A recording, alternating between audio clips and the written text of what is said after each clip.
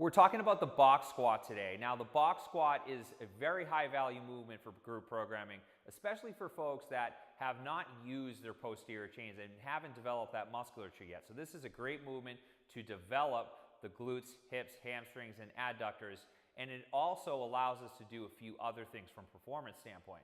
First thing is we're breaking up the phase of the lift, okay? So eccentric and concentric phase of the lift are broken up.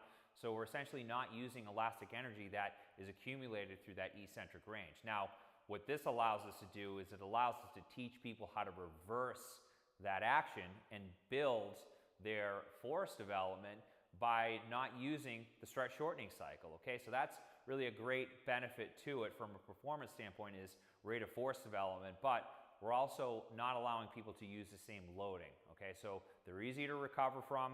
We can get strength adaptation from it. We can get a force development adaptation, but we can also focus on developing that musculature. That's going to be very important for longevity, as well as relieving a lot of lower back pain in people. Now, there's a number of ways that we can do this. We can do it with a front squat. We can do it with a back squat. We can do it with different height boxes. But really, for this video, I want you guys just to understand how it's executed, the point of it, as well as some teaching cues that you can give to your clients. So what we want is, we want to set up with about a parallel box. Now, box heights are going to range based on the person's anthropometrics. So someone that has really short limbs might need a lower box versus someone that has really long limbs. So just keep that in mind that I'll give you a standard range for box height, but if we're going for a parallel box, you're going to have to look at the individual to decide whether it's high enough or it's needs to be lower. So just keep that in mind that there's no one size fits all for any of this stuff. But I'm using a 16-inch box, which is going to put me at parallel. So this is what it should look like.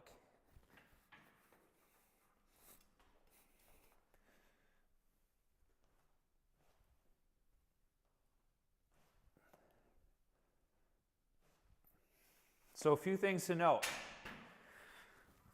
More times than not, we're going to set up with a wide stance. Again, we're really working on posterior chain.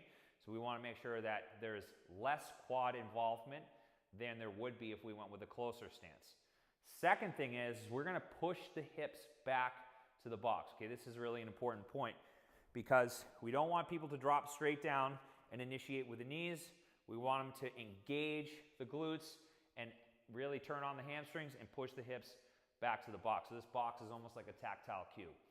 Second thing is we're going to sit back on the box. So when we sit back, we're essentially releasing the hips, breaking up that phase is releasing that elastic energy, and then we're going through concentric range of motion.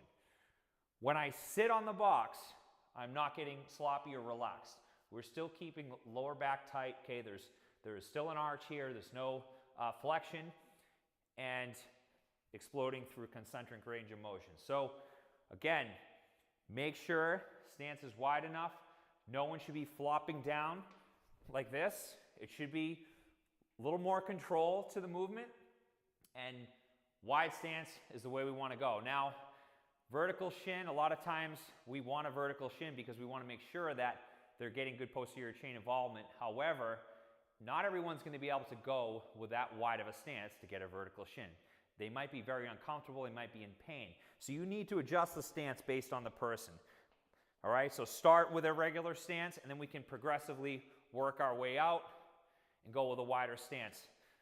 Our people in group programming aren't power lifters, all right? So we don't need to go ultra wide all the time. It's nice to do it once in a while, but just keep that in mind that don't get hung up on the joint angle of the shin. Don't worry if it's not completely vertical. They're still going to get a ton of bang for buck out of this movement just by doing it and executing it correctly.